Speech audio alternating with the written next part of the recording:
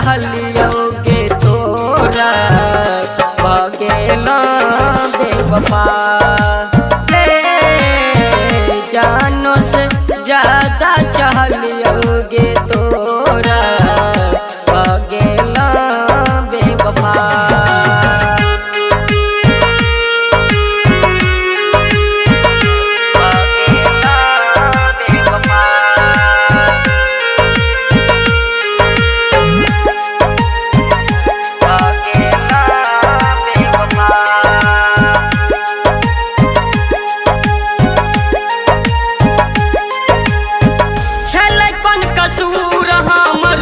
छोड़ देना हाथ गए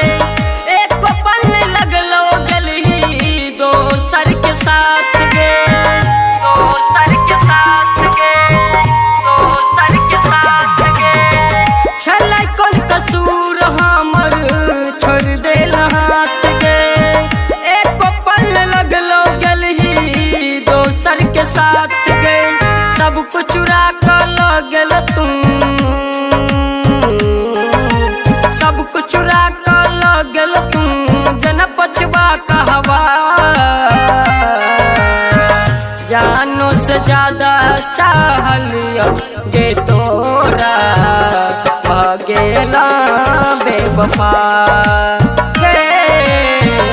जानो से ज्यादा चाहलियोगे तोरा भगेला बेवफा।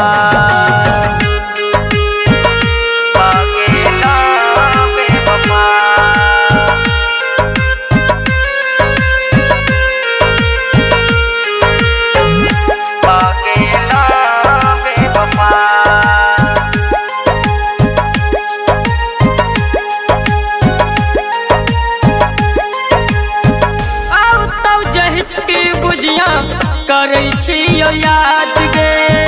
कितना के और तू जानू कर भी बर्बाद गे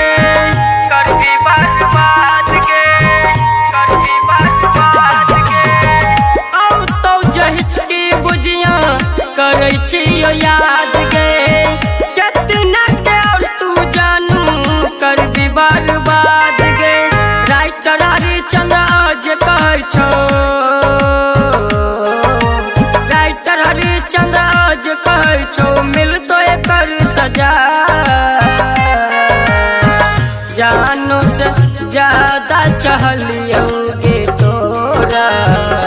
भगेला बेवफा जानो से ज्यादा चाह